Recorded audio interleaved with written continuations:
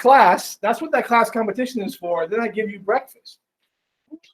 Yeah, but see, everybody won't be here. That's not fair. And then at the end of the AP exam, I always have a Costco cake. You all get a piece of cake after the exam. And yeah. You can still do the cake, though. I could still do the cake. I'll get it all cut. What? What? They're the most amazing cakes ever. Yeah. And the best chocolate chip cookies are at Aldi's. Or Lidl. Lidl. I mean, Lidl makes the best chocolate chip cookies. That's what I use when you map cookies in my AP health class. And then you can eat it. All right. What? Yeah, you map the cookie. Do it by cohort. Do it by cohort? That's not fair. Anyway. All right. There is Louis XIV when he became king.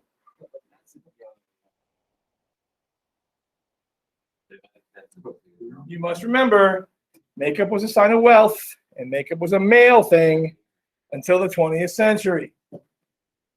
Unless you were a prostitute. But it was war paint. It was a sign of strength. It meant you had money. And this is a painting. So they added color to his rosy cheeks.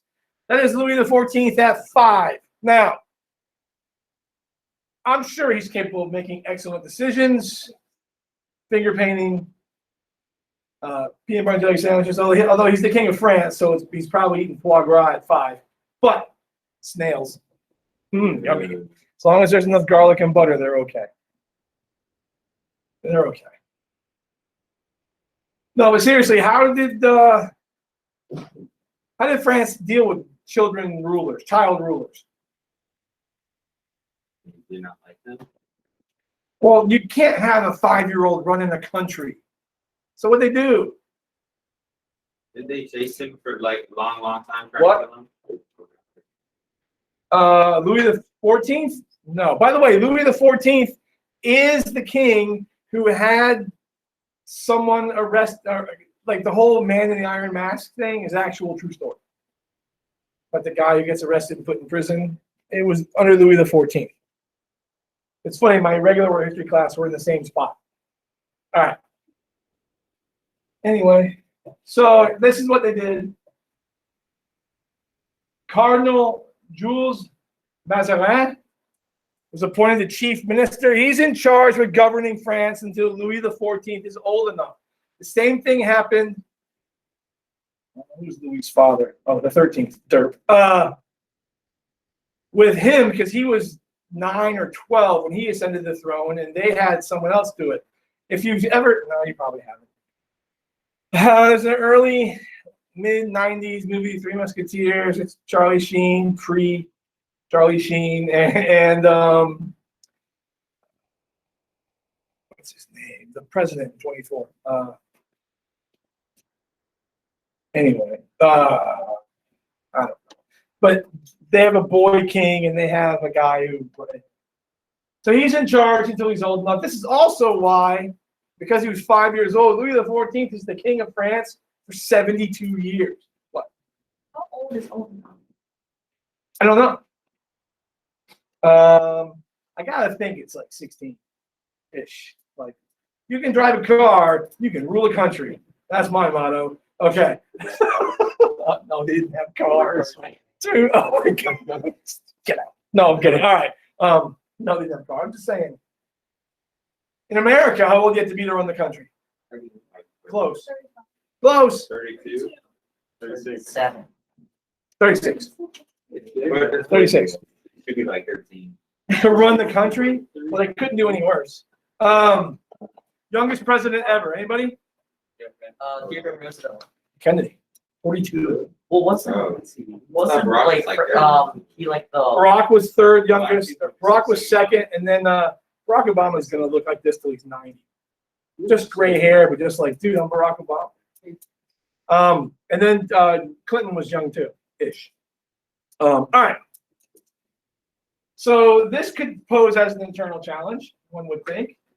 And it did. Sensing royal weakness, the nobles who always felt slighted, because a lot of them had more money than the king, a lot of them had more land than the king, a lot of them were probably more influential than the king.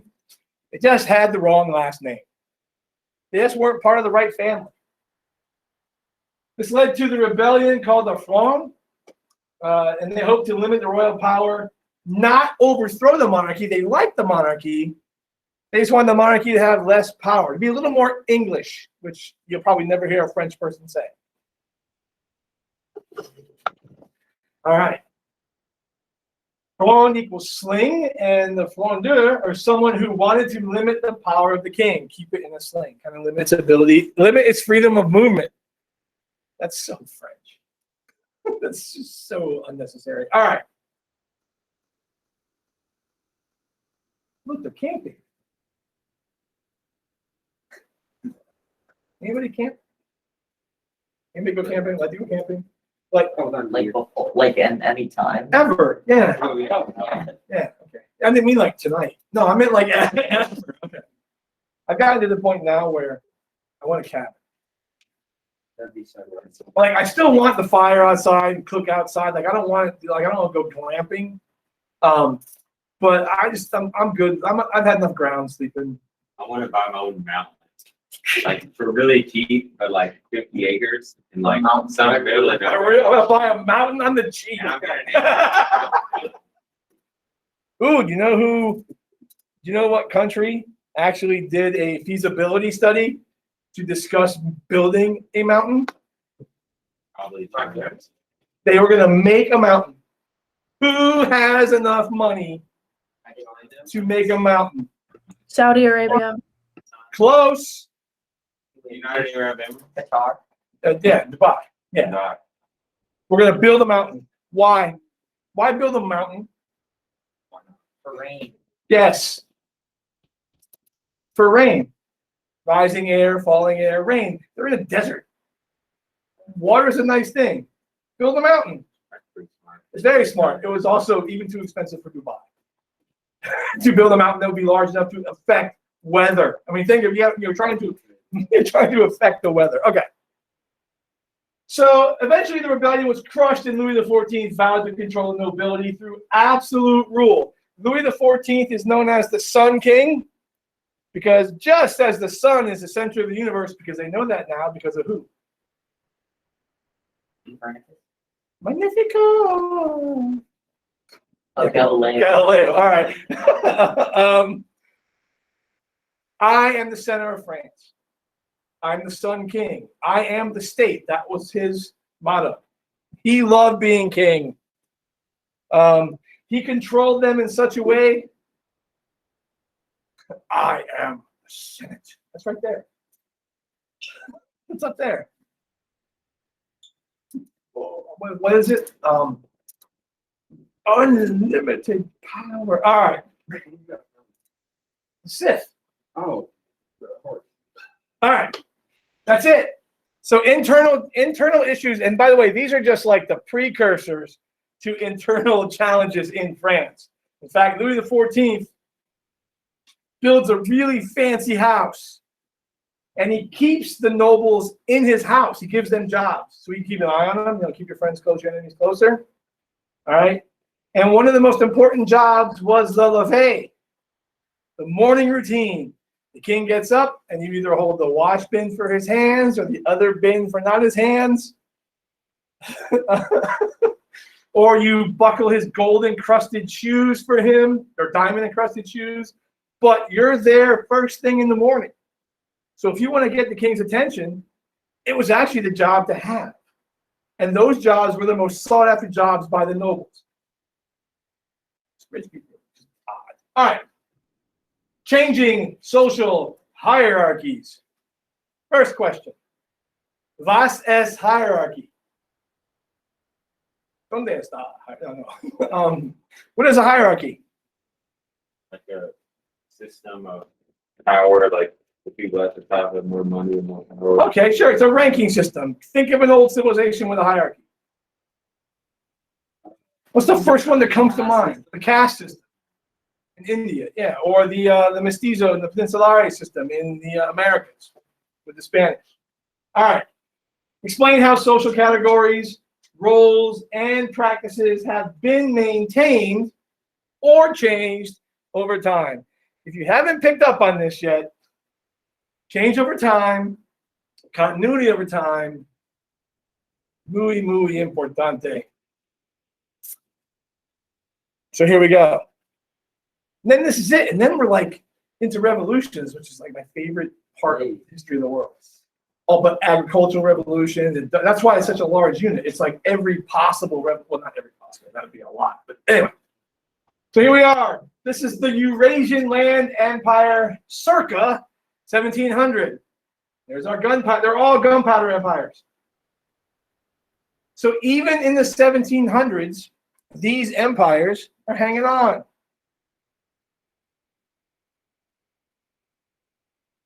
Then you see changes and blah, blah, blah, blah. Okay. The Safavid, the Manchu, the Russian, and the Ottomans. There you go. And the Ottomans is pretty large. Social classes and minorities in the gunpowder empires.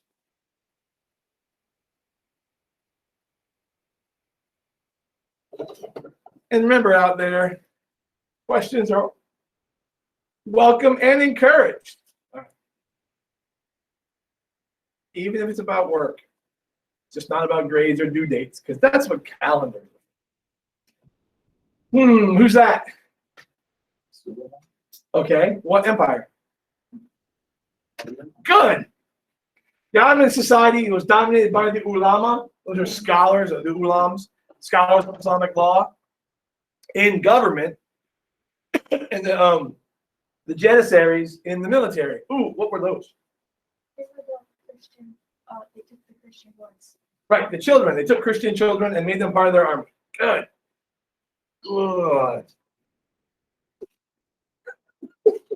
Good, Campbell. Good. Okay. My son does a great Palpatine. I can't do Palpatine. All right. Oh, that okay. The Ottoman sultans, assisted by a chief minister called a vizier, like in Aladdin. That's a vizier, the bad guy. And other bureaucrats, often drawn from the Devshirme system and the Visherm system. These are all terms from the past. Oh my gosh. History coming back again. That's colorful. I like the hats. All right. And yes, this is being recorded, so fear not. I did post the other one last night. Sultan used the Timar system, which is granting land. So basically, if he likes you, here's some land. There's a title. This goes on in England. If you've ever seen Braveheart, they give the Scottish nobles land and title to keep them from threatening the king. Buy them off. Buy them off with land and title. In England, the lords proprietors, the proprietary colonies, those were people who the king either owed money or they were friends, and so he gave them land in the colonies. That's how we got Pennsylvania. That's how we got Maryland with Lord Calvert. That's how we got the Carolinas. Well, not initially, but eventually. They become a proprietorship. It's just a great way to kind of maintain peace. But it only works if you have land and money and power to do that. Oh. Ottomans, mostly Muslim, tolerant of religious minorities like Jews and Christians, living within a large, diverse empire. Indeed, because if you think about it, the Muslims were the third group to arrive of those three anyway. There were Jews. Some of those Jews become Christians, and then we get Muslims. And we have Zoroastrians. The most famous Zoroastrian I can think of is Freddie Mercury. Really? Yep. That doesn't mean, I'm sure there may be others. I just know that Freddie Mercury was a Zoroastrian, his family was Zoroastrian. All right.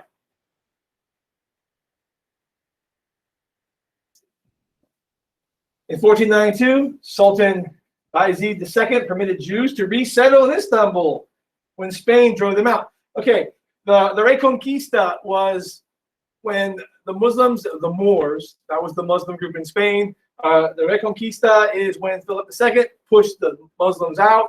It was during this idea of reclaiming Spain as a Catholic state. And you either converted or you left.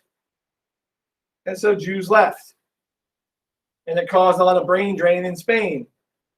Not trying to make it rhyme, but it did. Because they held lots of positions in finance and in business and in government. And they weren't going to convert to Catholicism, or they would have converted a long time ago. Same thing happens in France under either Charles VII or Louis XIII. They kick all the Huguenots out. And a lot of Huguenots were in different positions, and a Huguenot was just a non-Catholic group in France. And they kicked them out, and they held a lot of positions that kind of made France run. So be careful who you ostracize, is all I'm saying. You venture to call Ferdinand a wise ruler, he who has impoverished his own country and enriched mine. Again, he understood the importance of having Jews in your country from a diversity standpoint, from a cultural standpoint, from a historic standpoint. So he's like, sure, I'll take him. I'm better off than you. Religious minorities had freedom to worship but could only live in specific parts of a town called a millet, I guess. If you are forced to go there, and if you are isolated from the rest of society, that's a ghetto, and that's different. So I don't know if this was the equivalent of an Italian ghetto, because the first people to be ghettoed were Jews in Italy that I've studied.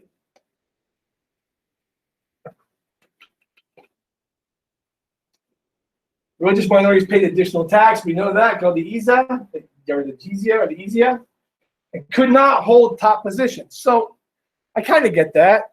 Look, we're going to let you live here. You can reap the benefits of living in our society. We're going to let you worship what you want. We would prefer you Muslim, but just pay this, don't cause any problems, and you're free to stay. It does, looking back at history, it does. This type of arrangement does lend itself to, I changed my mind, like really quickly, if you think about it. Oh, now we're going to go to India. The Mughal Empire in South Asia also practiced religious toleration, especially when under Akbar the Great. There's our guy Akbar. Which makes sense. If it's under Muslim control, you would expect it to be more religiously tolerant, because every other Muslim leader at the time tended to be religiously tolerant. This is not a Hindu ruler, which would be less tolerant. Or Buddhist rulers who tend to be really militant in their beliefs, which seems to fly in the face of the Buddha.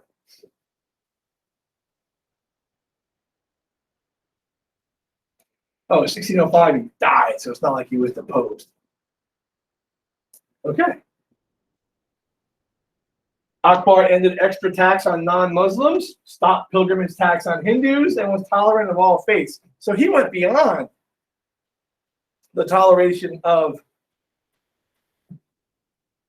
the Ottoman Muslim leaders. So again, similarities, religious toleration between these different groups. Differences were in the amount of the sort of the much more controlled with respect to what they had to pay. So just in these slides, you can see similarities and differences amongst Muslim rulers in different parts of the world.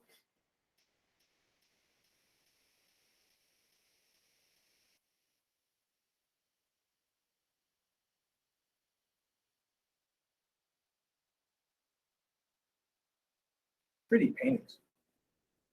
Many Hindu leaders, Raja, served in bureaucracy, and Akbar allowed Hindus to use their own laws rather than Muslim Sharia. Again, much different than the Muslim rulers. But, well, let me ask you, since you're the students. Aside from personality, what would be another reason for being so acquiescent? That they don't revolt against you. Why? Why not another? Wouldn't they? So outnumbered. Right. There are so many more Hindus. So this is politically savvy.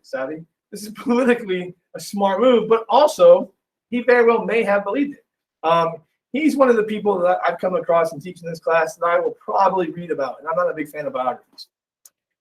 I'm not a big fan of biographies. I've tried 4 times to read that Hamilton biography that the musical came from, and it's just so dense. And just so, I'll just sing. All right. Moving on. There we go. Whoa. Oh, look, here's something new. Ottoman women played a role in government, with wives and mistresses of sultan, the harem, wielding significant influence. So this is sort of like a duality of women. You're in the harem with a bunch of women of this one man, and yet at the same time, you actually have the sultan's ear and influence the sultan politically. By the way, if I understand correctly, and I may have said this before, in the Islamic faith, if you do have more than one wife, you cannot have a favorite. From the standpoint that they all have to have the same economic benefits, they all have to be treated the same. So if you can't afford to keep them all in the same standard of living, you probably shouldn't have more than one. That doesn't mean it's carried out that way. That's just how it's written, as I understand it. Members of harem often try to secure the throne for their own son. Harem politics. Harem politics. It's nice to see.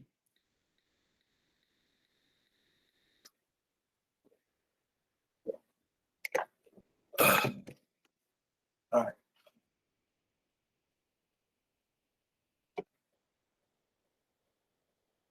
Women of the harem may have been shut away from public view, yet they were intimate with the undercurrents of power. The harem was politics, and it taught politics. Yeah. Oh. What's that from? Empress of the East. Okay.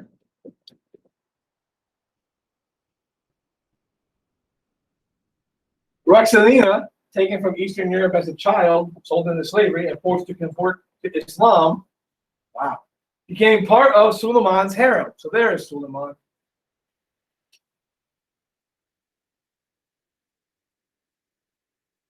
I'll bet this leads to her having influence, because you just wouldn't put a random, you know what I mean? Like, you wouldn't give all that backstory. They weren't going to be important, I think.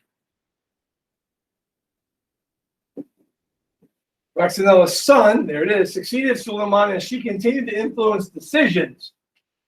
It was a sultanate of women. So there was a group of women making decisions, driving this, well, assisting in guiding this empire forward.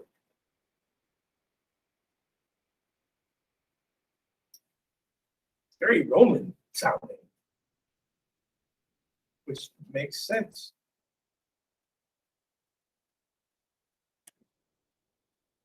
I love the pictures on these things. All right. Salim the drunkard. Lovely. There's her son. So proud. All right. Salim the drunkard. Uh-oh. Within Ottoman society, the merchants and artisans formed small middle class and had little opportunity. Oh, okay. So again, in the West, the middle class or the bourgeoisie begins to get a little louder and try as well to become more involved in decision making and more involved in improving their station in life. In this part of the world, which is ironic because this is how Muhammad started, they struggled to find that voice.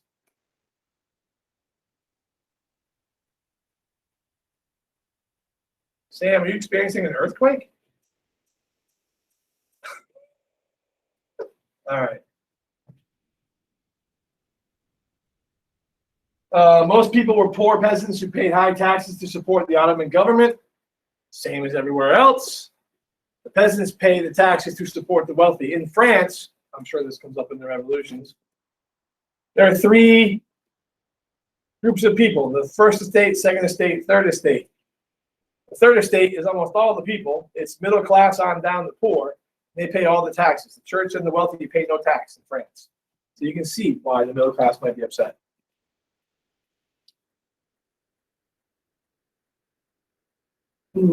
Slaves made up the lowest social class, usually taken from Central and Eastern Europe.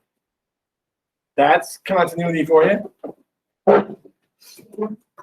Slaves are the lowest class everywhere except for India.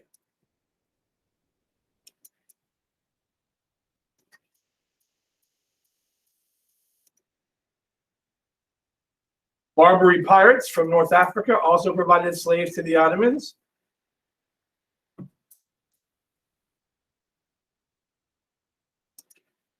Sam wants to know what's lower than slaves in India.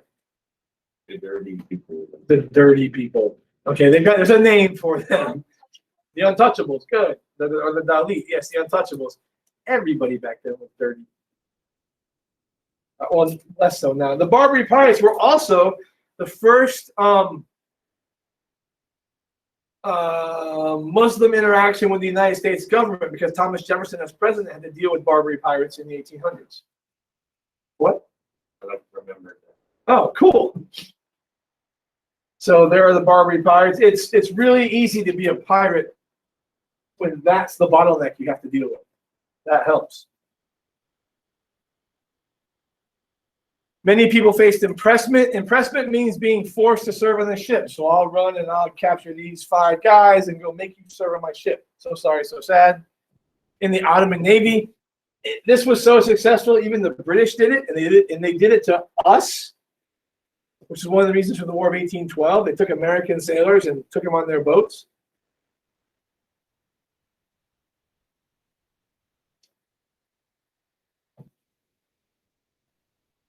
Uh-oh.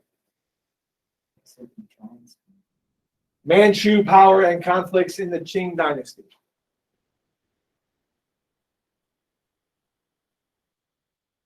You know that in Tokyo and in Japan, there are buildings with holes in them so the dragons can fly through them? Like they're built architecture with big like spaces in them for the dragons to fly through. Really? Yeah. The dragon is different in Japan, in Asia than it is in Europe. The Asian dragon is not, small. It's not a fire-breathing, death to us all dragon. It's much different. Culture is funny that way. All right, here is the Manchu homeland. The Manchu. Who are the Manchu? The Mongols. Yep. In 1644, the Manchu, the Mongols from northern Chinese region of Manchuria, hence the Manchu. Over. The Manchu comes from, like, Yes. Yes, that's where the mustache comes from. I guess. Sounds good. Overthrew the Ming and named themselves the Qing dynasty.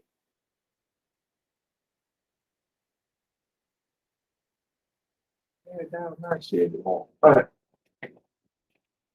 So there we go. Manchus were intolerant of China's Han people, one of the largest ethnic groups in China, and the one who consider themselves the true Chinese. If you are not Han Chinese, according to them, you are not Chinese. I learned that with my 1 semester of teaching Chinese history. When did you teach that? A long time ago. Our superintendent was still the principal here, and we had an exchange program for a couple of years where Sanderson students would go to China for 2 weeks, and Chinese students would come here for 2 weeks. And so they thought it'd be a good idea for me to teach the kids going something about China so that they were less like Americans when they went to China. So I taught Chinese history, and other people took it as well. And then James Kuo, who was valedictorian that year, his father came every Thursday and taught us Chinese. Really? Yeah, it was really cool. So yeah, and it was funny when the Chinese students came here. There were 2 government officials in the back of the room at all times. Make sure they came back. Make sure they didn't say anything they weren't supposed to say. And I remember reading a short story. It was a Chinese short story, and I go, "Have you ever heard of this?" And none of them had ever heard of this story. And it was a Chinese legend. So like there was something that like, no, they all read it, and a couple of the kids enjoyed it. And I got really nervous because the 2 guys in the back were like, "No." Oh, God. I'm going to cause an international incident accidentally. I don't know. All right. They're playing Chinese checkers. Qing maintained Ming era of bureaucracy with Manchus administering each ministry. The Han Chinese could only serve in advisory roles. Again, conflict. When those in power get deposed and they watch somebody do their job, it's annoying.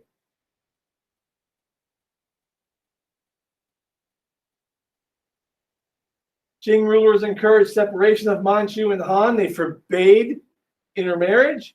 They forced Chinese men to grow a queue.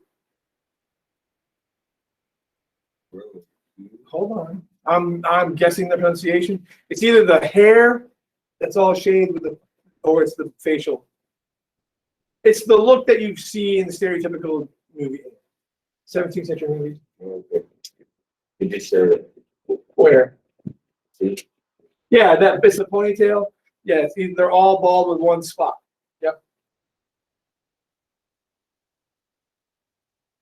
Han Chinese were hired by Qin to massacre fellow Han people who refused. Oh, now think about what that's going to do at the end of the empire. Now you're causing your. Okay, in France, they had the potential threats to the crown live in the house with them because the nobles had to live in Versailles with Louis XIV so you can keep an eye on them to keep their power limited. In the Ottoman realms, they were given some jobs, not a lot. There was toleration. So instead of being antagonistic, they just kind of let them do what they want to do to an extent. Here, to keep your threat preoccupied, have themselves attack themselves. Now they're going to be angry with themselves, and they don't have time for me. Those are all different strategies to kind of accomplish the same thing. That is, maintain your power.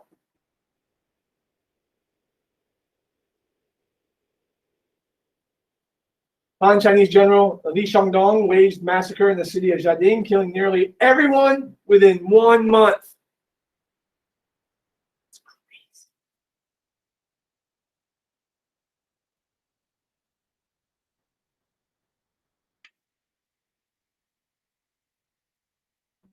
Again, that's just playing on the whole idea of dividing and conquering, really. Go ahead. Why did they kill these people? Is that say like a bunch of Well, it goes back to they're killing other Han. Like, killing other Han. Yeah, they're killing other Han that would not, adhere to Manchu policy.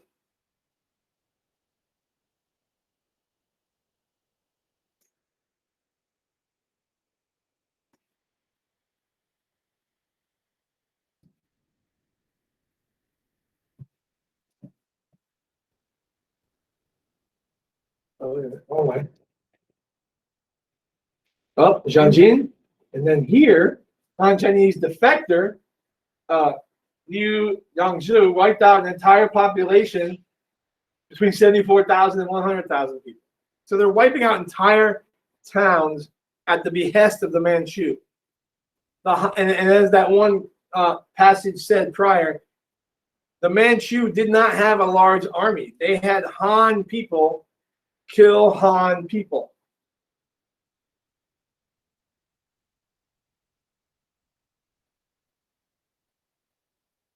Fill the city with corpses before you sheath your swords. There you go. I bet you it sounded really cool in Chinese. Meanwhile, not China. European hierarchies.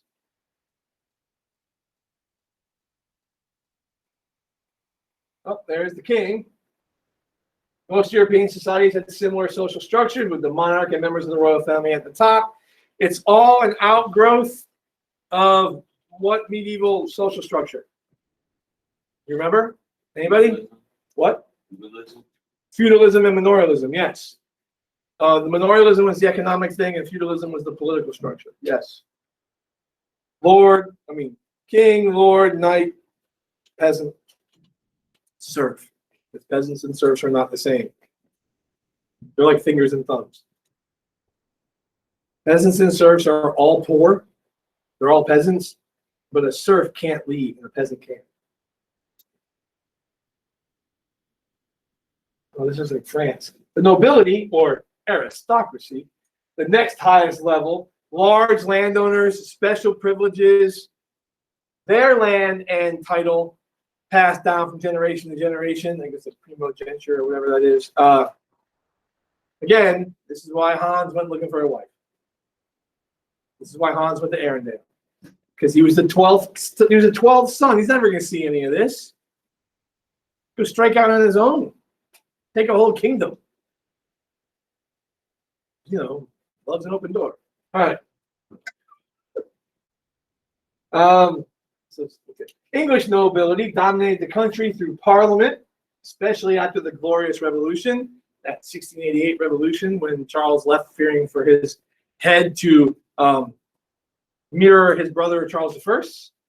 So now parliament and the nobles have a little more say in England than other places because they had a revolution. They've had their revolution.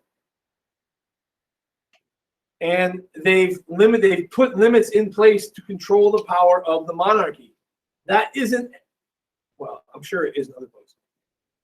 But of the places we've discussed, it is not in place. And that's why you're going to have revolutions. 1848 is a big year.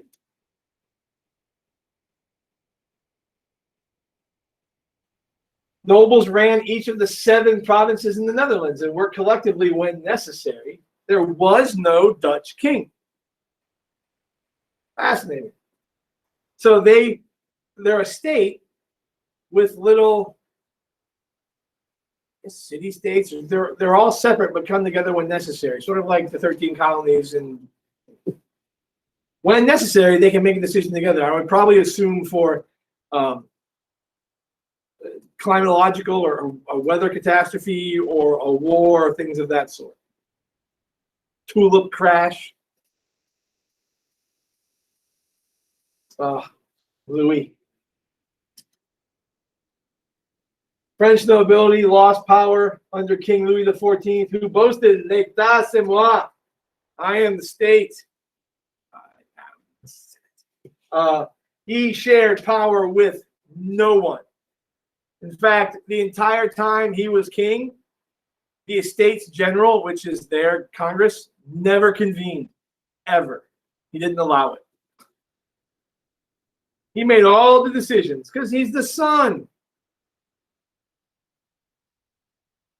I don't make this stuff up. The S-U-N, son. Okay. Louis forced nobles to live in Versailles. I told you about that, so he could control them and watch them. Very Sun Tzu-ish. Again, and keep them divided, because now you're going to have nobles vying for the king's attention. So you're going to have nobles backstabbing each other. So again, this whole idea of keeping your enemies preoccupied with other things.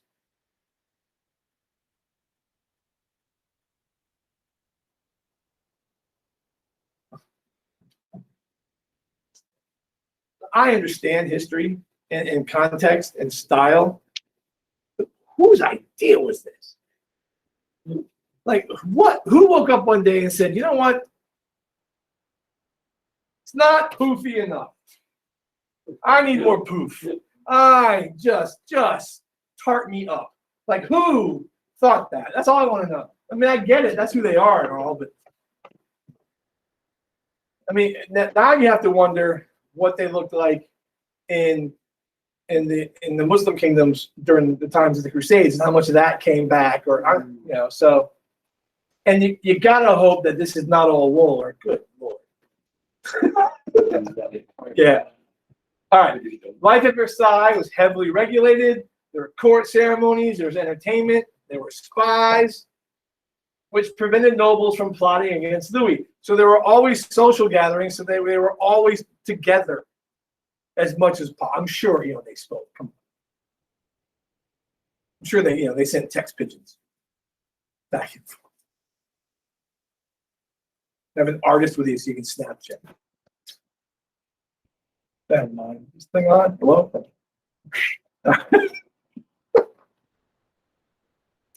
Imagine an entire semester.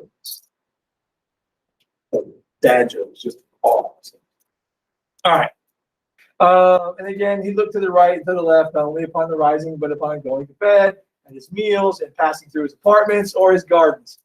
He marked well all who were absent, so he knew. He noticed who was there, and he noticed who wasn't, and that was by design.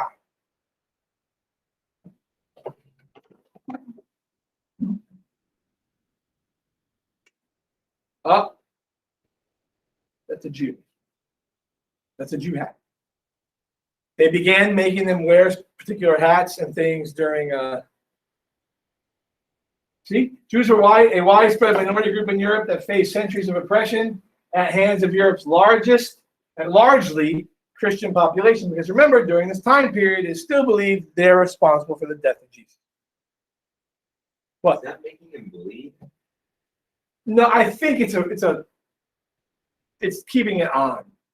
Yeah, he's not bleeding. No, the hat did not make them bleed. It just it's sort of like the star during the time of Hitler, or it's just a way to signify that they were Jewish. And the whole idea that they didn't die in the plague proportional to other people, and it was believed that they drank the blood of boar. Oh, just crazy stuff.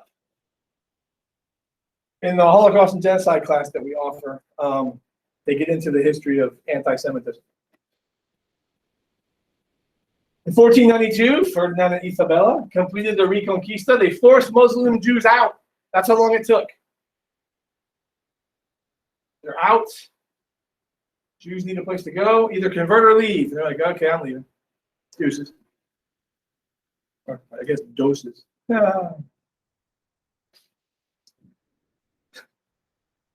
Hebrew word for Spain is Sepharad, so Jews who left Spain and settled in North Africa and other parts of Europe are called Sephardic Jews. I didn't know that. That's where they were. These are cemeteries with incomplete data, and then the black ones are well-documented Jewish cemeteries. Gee, not a surprise that the data here is not documented or incomplete. Okay. Jews from Central and Eastern Europe were known as Ashkenazi Jews, a term often referring to Germany. Ashkenazi. Oh my gosh, it's actually in there. That's unfortunate.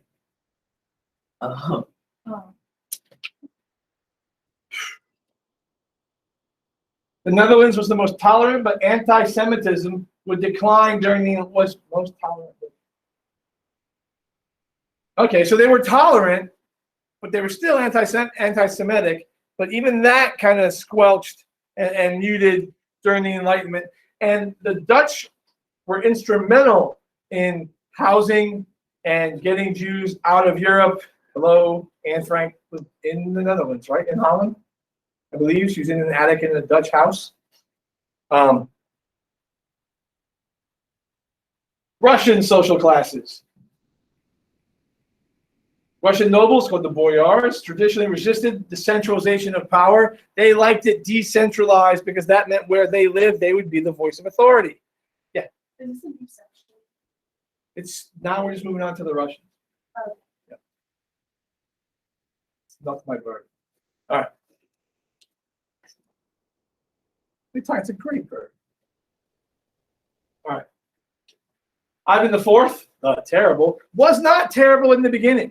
There are lots of speculations as to why he became terrible. Vodka was one. The winters were another, and then there were other mental infirmities. He aggressively terrorized the boyars to gain more power and to avenge the deaths of his mother and wife. Oh, there could also be that.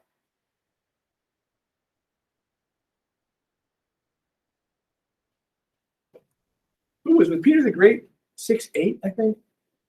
Like one of them, or either Ivan or Peter was ridiculously tall for that time period to make them even more imposing. yeah, I think it was Peter. And then in the late 1600s, Peter the Great sought to control the boyars and force them to build houses in St. Petersburg. That was the capital. So analogous to having them all live in Versailles, in Russia, they were all to live in the same town. Again, so you can keep an eye on them. The table of ranks. Boyars had to serve in the army or the bureaucracy.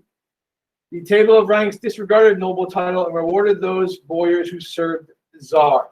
So where you were from and your family name was irrelevant.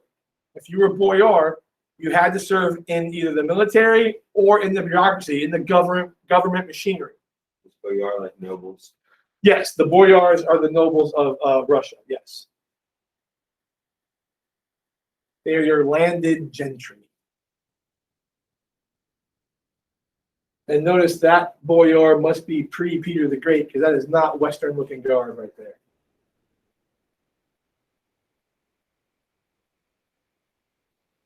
Below the boyars were small middle class of merchants, but most Russians were peasants. Many were so indebted, they became serfs. So if you owed so much money, you just stayed there and were part of the land, and that person could do whatever they wanted with it. We talked about this a little bit yesterday. Oh, we can do this. We can do this. Okay. Russian serfs were exploited, conscripted into the army. In other words, forced to serve, drafted.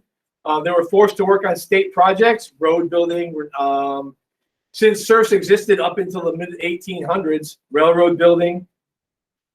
They can be bought and sold. So again, they are much closer to slaves than to the serfs of the Middle Ages. Closer, I said. Peter the Great liberated Russian women by allowing them to appear in public without veils. Oh, there's a nod to the Eastern influence. And it ended arranged marriages. Well done, Peter. I guess so. In what? In Europe? Well, but remember, Russia's so large. And remember, for most of Russia's history, the threats came from the East. And their points of contact were from the East. Mongols and all the Khanates and Muslims and like the Byzantine coming up from here. So most of their threats were in this direction. So that's going to be the culture with which they interact. Peter said, you know, this part of the world over here, they seem to be doing some thinking and they're becoming really, really rich. I want to be like that. So he goes over there. And so I guess these would be two of the things he gathered from going over there. Political and economic elites in the Americas. And then we'll finish. Society in the Americas transformed significantly with the arrival of Europeans, African slaves, and the deaths of millions from disease. The entire cultural structure is literally turned on its head.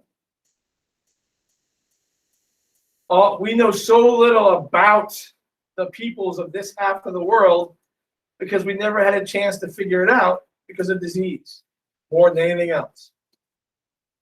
So like this history is so incomplete. The history of Africa is so incomplete, and all these other places in the world, because not everybody wrote, and languages die. And I mean, this is all we know is what we're able to know. It's kind of cool and equally sad, and kind of makes you want to go, you know, be an anthropologist or an archaeologist. There is the social structure in the Spanish colonies, the Peninsulares, the Creoles, then your mestizos and mulattoes, and then your natives and slaves. That top part is not even going to be that large because that's people who moved from Spain, to the actual country of Spain, to the colonies. This is anybody born of those parents.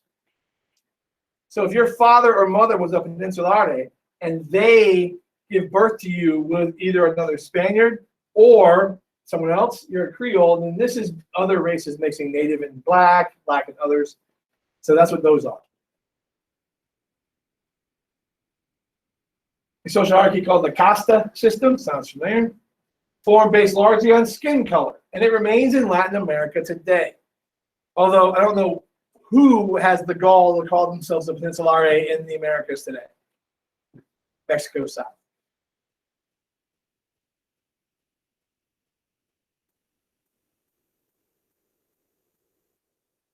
Peninsulares are born in Spain. Creoles are Spaniards born in the New World. Those top two dominate society. Which makes sense because they have the Spanish in them.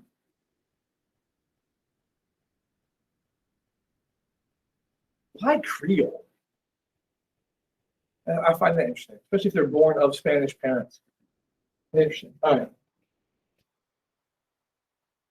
The Creoles were Europeans born in the Americas, were the next highest group, often owned large plantations and mines. And again, because these people may be more educated, may have more money, may own more land, but because they're not directly from Spain, too bad. Is that Simon Bolivar? Might be Bolivar. We'll find out next unit. That's called a tease. All right. Then we have Spaniards often took Amerindian or African wives. There were few Spanish women.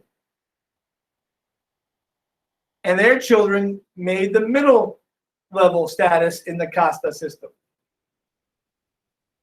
So these people marry these people and get those children. The mestizo or European Indian mix, the zombo are African Indian mix, and the mulatto are European African mix.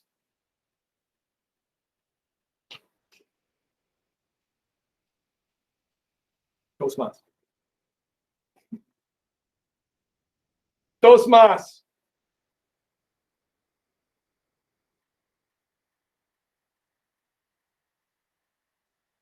From a Spanish man and an Indian woman, a mestizo is produced.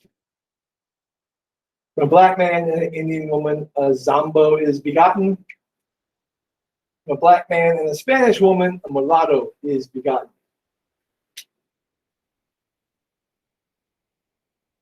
And then finally, Amerindian or increasingly African slaves filled the lowest ranks of the casta system.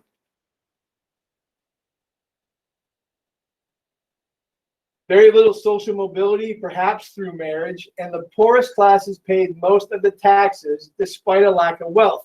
And that is everywhere that has a tie to the European continent, with the exception of England, because the English colonies are all byproduct of the English Bill of Rights eventually, and of a limited king. So your stage is set.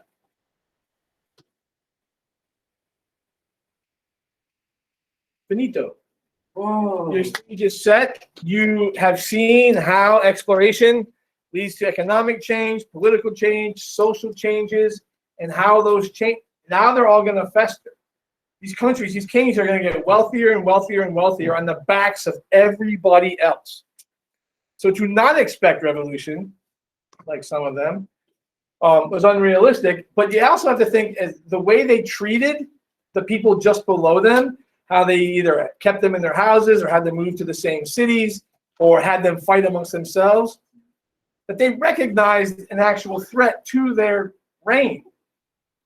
So the fact that revolutions are next should not be any surprise.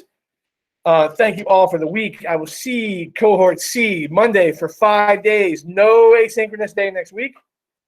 Test opens at 8 o'clock. If you have any questions between now and then, ask them. Right after school, I'm not available. I pick up my son, and then I go try to get 10 to 15 miles in. So don't text me right after school. If you need to talk to me, sign up. You can talk to me tomorrow. I'll be around. I'll be home all day with my computer. If you have any questions tomorrow, ask. Just not test questions. Thanks all, and I'll see you tomorrow. Tuesday. They're voting Tuesday on our return to school. Peace, everybody. Mr. Story, Yeah. do we have to how do we let you know